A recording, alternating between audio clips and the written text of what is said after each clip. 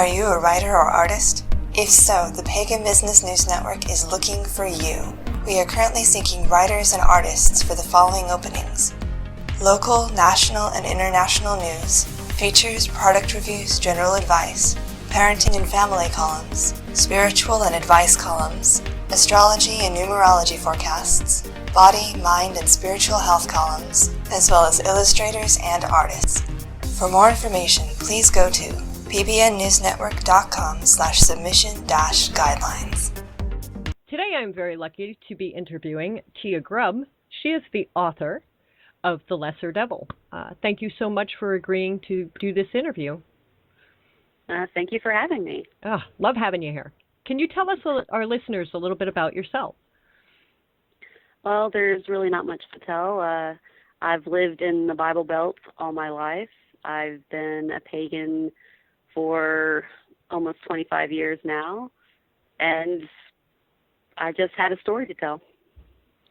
And I think a lot of people who live in the Bible Belt have a lot of issues. Did you have to stay mostly closeted?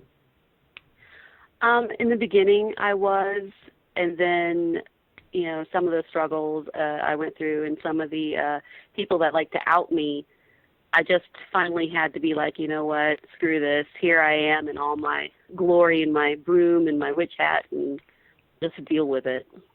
Sometimes you have to put the hat on and just deal with it, isn't it? Yeah. Now, is this the only book you've written so far that you've published? Yeah, this is my first book, and I'm currently working on my second. Awesome. Well, then we'll have to get you back on here for a second interview for the second book, too. I am okay with that. Did you always see yourself being a writer? My mother says I've always wanted to be a writer. So as far as I can remember, I've always wrote something down somewhere on the walls, in notebooks, anywhere I could. Mm-hmm. Now, and then finally... Oops, Go ahead. No problem. And then finally one day I just got tired of saying I wanted to write, and then I finally decided to actually write. Do you do this as a full-time thing or like a part-time thing? I'm lucky enough to where I can make it a full-time thing. Yeah, a lot of writers I talk to would love to have that ability to make it full-time, that work and doing it part-time. Yeah, I tried to do it part-time, and I just wasn't able to get the bounce right. The writing suffered, I suffered, my work suffered, and I'm really lucky. So talking about your book, The Lesser Devil, can you give us some insight into the main character and the storyline for the book? Well, the main character is Lydia, and she is your modern, practical pagan witch. She doesn't believe in fireballs. She doesn't believe in Harry Potter and all that stuff. But she soon finds herself dragged into a world where magic she didn't even believe exists. It's no longer about subtlety. It's about, using it to defend yourself, and, it becomes bigger and grander as the story goes on. And, you have witch hunters, and you have demons and devils and everything else that are pulling her on one side, and she just finds herself caught in the middle, and she just has to find her way through with her faith. This is a book I'm going to end up picking up, I can see. This may sound like a funny question, but why do you write?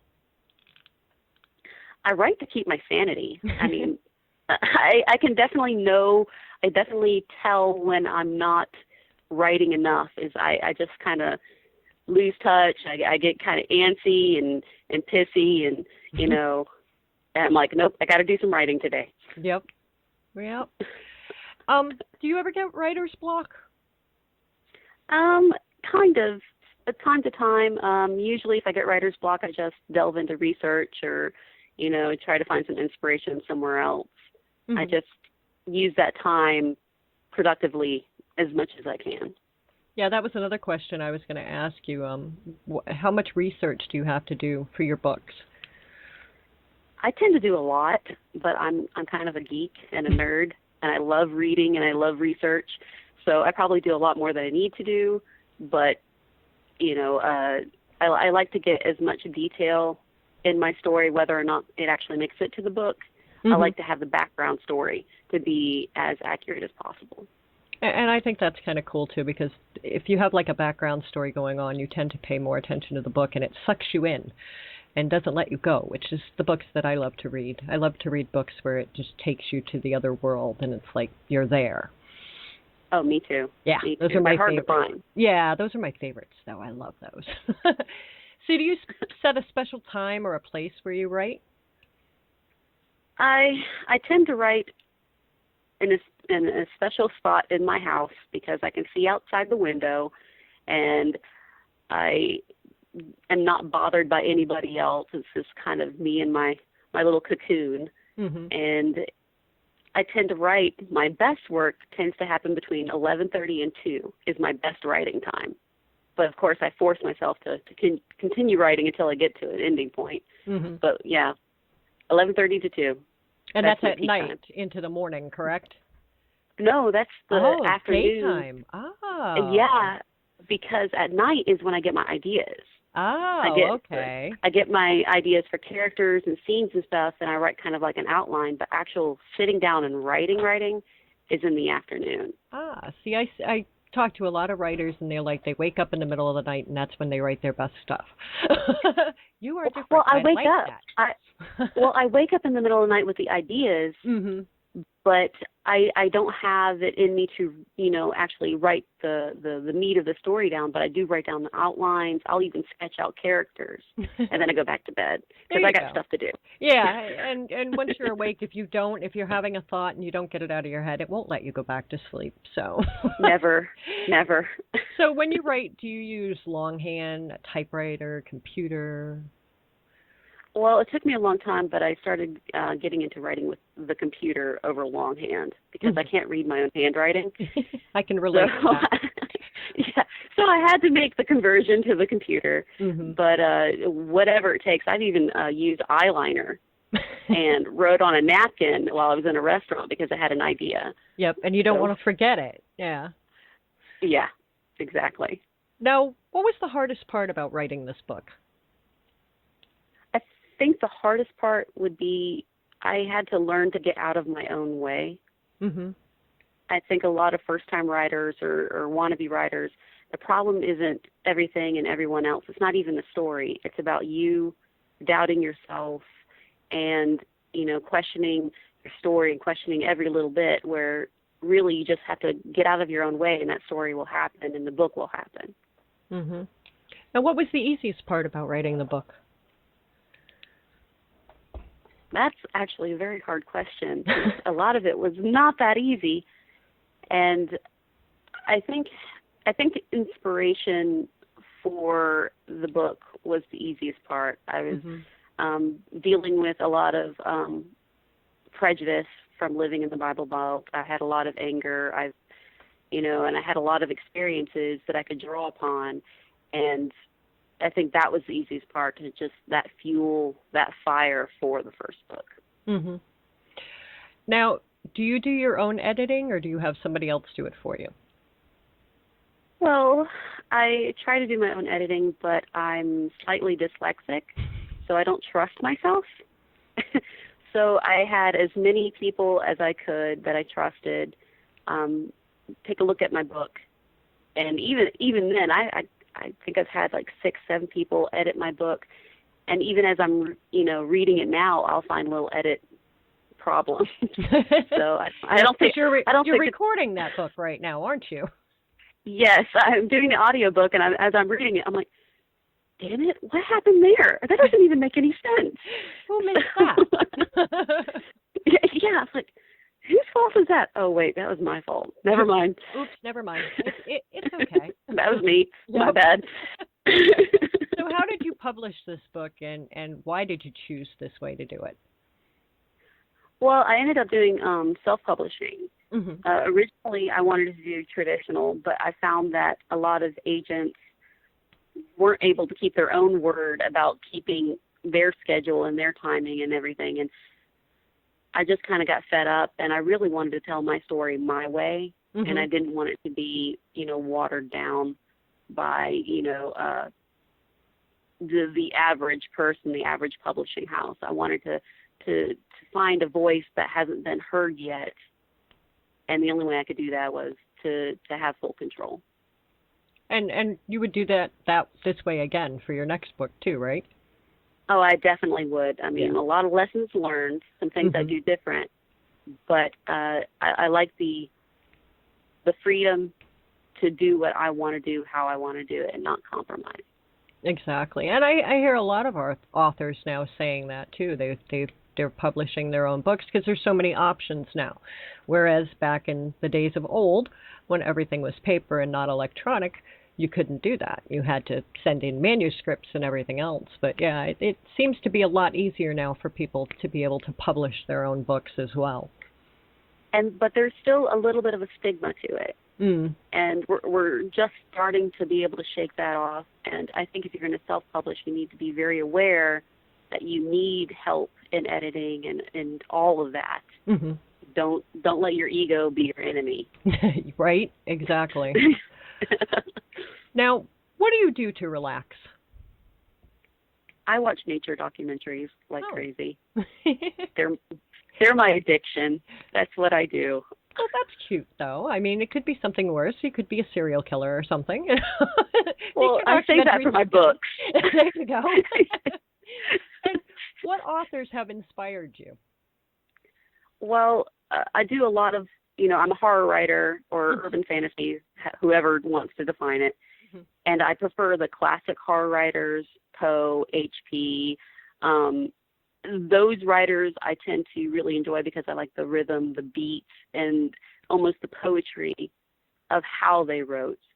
And modern writer, to be cliche, is J.K. Rowling because of the way she wrote her characters and how full her universe was and how the characters grew with you as you read her series. Yeah, I love Edgar Allan Poe. He's one of my favorites. So, The Mask of Red Death, that will always be my favorite. Yeah. Do you have a favorite book itself? Is that the one? Well, I tend to read a lot of nonfiction most of the time, and my favorite book would be Man's Search for Meaning by Dr. Viktor Frankl, which is very hard to say. And he's a psychologist who ended up going to the Nazi camps, and he discusses the survival tendencies and how people survive these things and how trauma and everything affects people differently and how they cope and how it is based on your life and your life experiences on how you handle these things. And it's one of my favorite books, and a lot of people say that they've seen the filter into my writing. That's interesting. I'm going to have to check out that book now because it sounds very interesting. It's a good read. I'm going to check that out. All right. So when you are reading, do you prefer to have an actual book in your hand or are you digital? I love a book in my hand, the smell of the paper. Yes, that's my weakness, especially old bookstores. I love old bookstores. Oh, God. Yes, that smell is just amazing. Yeah, and everybody I talk to who's an author says the same thing. Yep, I tried the digital, but the book. It's the smell and holding it in your hand. And I said that from day one. I said I am old school because everybody's like, oh, no, you can get it on the computer. And I'm like, that's nice. I want it in my hand. No, it ruins the experience of it. I mean, I'll do digital for work or whatever, but the actual book, the smell, the bind, even the feel of the paper. Exactly. Yeah, I feel the same way about that too. So, now have you collaborated with any other authors to write any other books? No. Do you think you would? I don't know. I'm not sure I've cut my teeth enough on my own books yet. I want to get my craft down just a little bit better before I start, working with somebody else. That's understandable, too. Now, you are working on your second book right now, correct? Yes, Wendigo Rising. Now, is this going to be very similar to this one, or is this like a totally different? Well, it's part of the series, The Keening Chronicles. The Lesser Devil's the first one, and The Wendigo Rising is the continuation of Lydia's journey. So yes. So if you read the first book, now people, you have to get the second book as soon as it comes out, so you know what happens. Yes, That's the exactly. one nice thing about chronicles and books. Yeah, I love that. I love you go from one book to the next. I love that. Do you have any advice for aspiring writers? The best advice I could give is just get out of your own way and find the courage to do what you want to do, no matter what. Yeah, and Don't compromise. I think that's a big stumbling point for a lot of people. They just, they have it, they've written it, they just don't trust it enough to.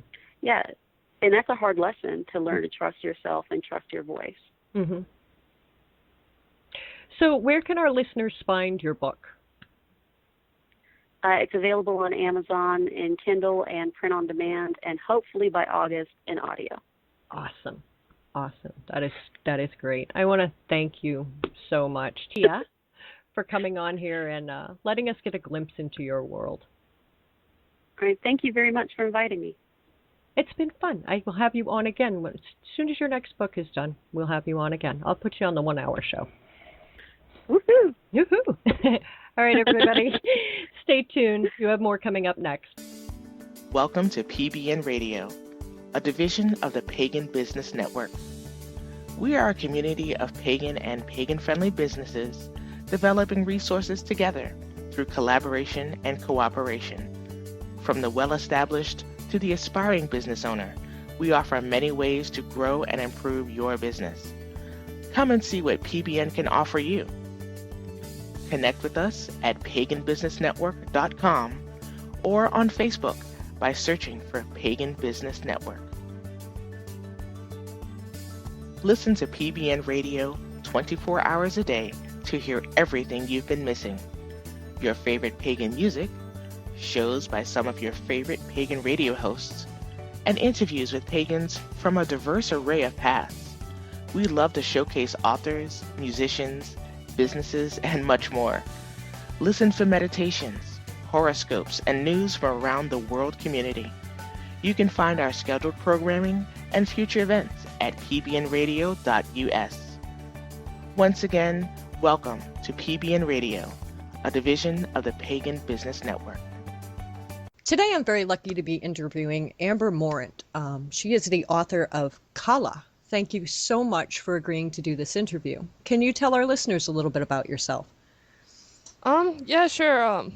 I'm actually only like 24 years old, in the military right now. Mother of a 2-year-old, so it's one of those things of getting writing done, and all that is just extremely hectic, but extremely fun all at the same time. Well, that's awesome. How long have you been in the military? I'll actually be hitting my 8 years in October. Oh, well, congratulations and thank you for your service, because you guys don't get to hear it enough. And your son is 2? Yes. Yes, that's a fun age too. How many books have you written so far? I've fully published 2 books right now. The third one has been fully written. Mm-hmm. I'm actually getting some editing done, that way it can come out here by the end of the month. So it should be out sometime next month. And that's the book Kala, correct? Yeah. Okay. It'll be all 3 of my ebooks combined into one paperback collection. Oh, that'll be great, so they can get them all at once. Yeah. That's awesome. Did you always see yourself as being a writer? Ever since probably about 4th grade, I actually started writing fan fiction for Harry Potter because I was impatient for the next book to come out. And after a while, it just kind of got boring writing that, and I started doing my own works by 6th grade. Oh, wow. That's phenomenal. So talking about the book Kala, can you give us a little insight into like the main character and the storyline? Yeah, so Kala is actually dealing with being a prisoner of war and escaping, which is the first act, and she deals with PTSD and everything through the use of this power called tech, which is something that's actually created through the mind and metallic material that's inside the mind that grants the people abilities to change matter.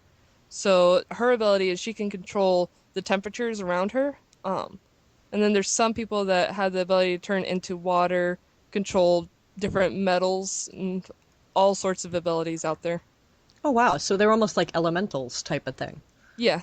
That sounds really cool too, and the PTSD thing rings true for me because I suffer from it, and I know plenty of people who do. So yeah, this may sound like a funny question, but why do you write? Um, it's just one of those things that's really fun for me to do just to escape from reality a lot of times. Just getting words onto paper and not focusing on all the negativity that's going on like in the news and all of that fun jazz. Oh yes, yeah, we've stopped watching TV in my house. We don't even have cable anymore. We absolutely, I get enough on Facebook. I don't need any more negativity.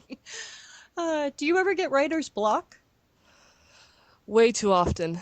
Um, it's more I write myself into corners and then I just kind of throw my arms up in the air and just call it quits versus actual just I don't know what to write kind of deal. And usually the only way I can easily fix it is to reread all of that I've done for the past few pages and figure out what started the writing into a corner and go from there and fix it all and change a lot of the wording.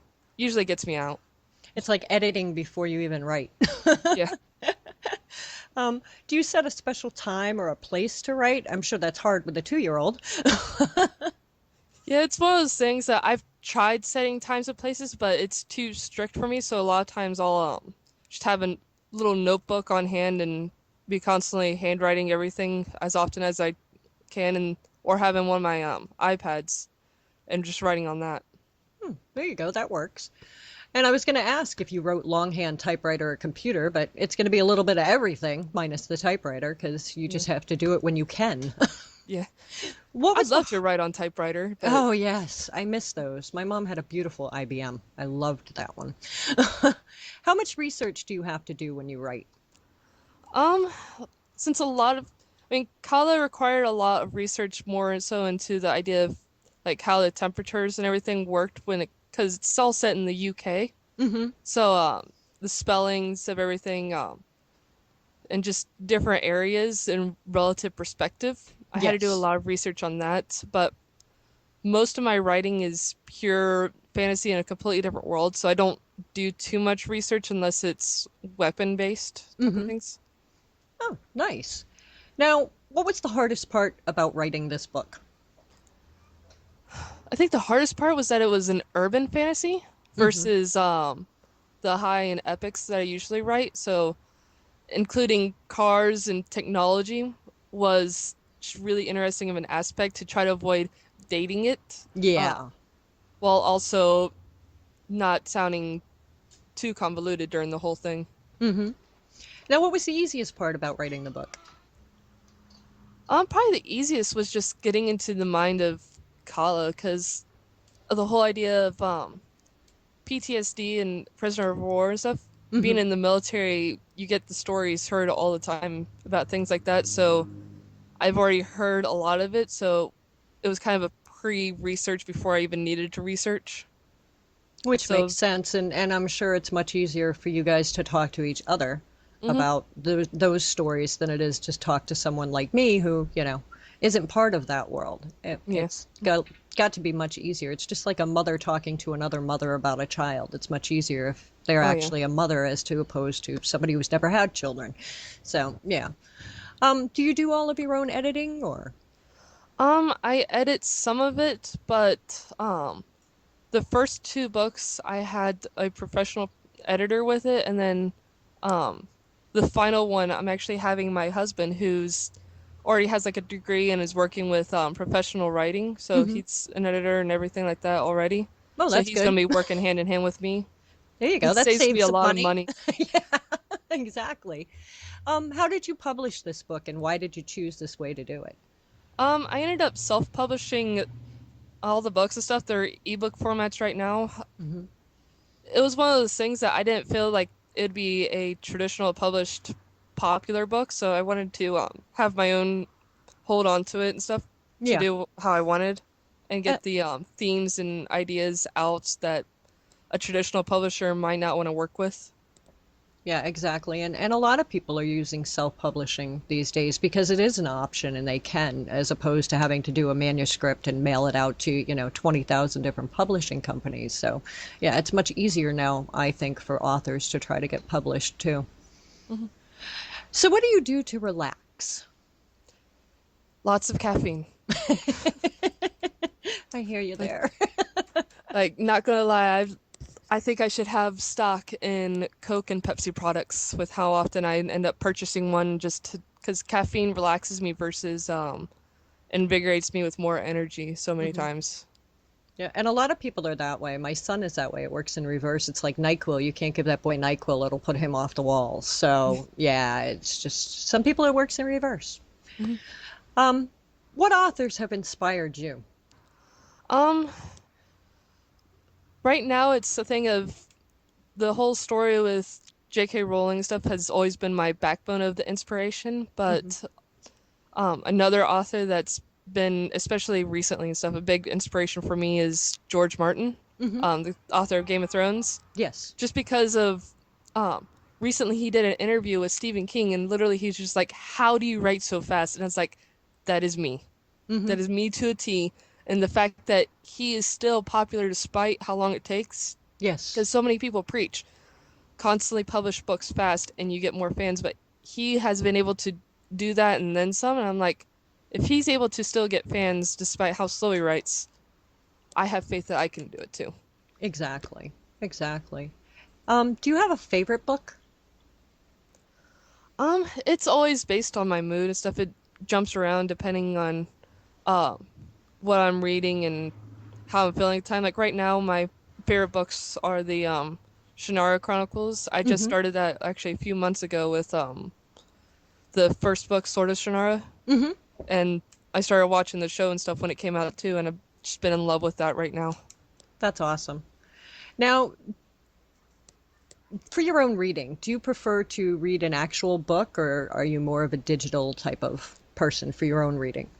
Um, I kind of like both and stuff. They have their own aspects in a way of benefits. Like, Hmm. uh, with an ebook, if I jump from one area to another, I can find the page I'm writing versus if a bookmark falls out of paperback. Hmm. But my paperbacks and hardcovers I love just because of the fact that it's that classic feel and smell of just old paper. Yeah. That's my thing. I love old books. They have a smell to them and it's a wonderful smell. Do you have any advice for aspiring writers?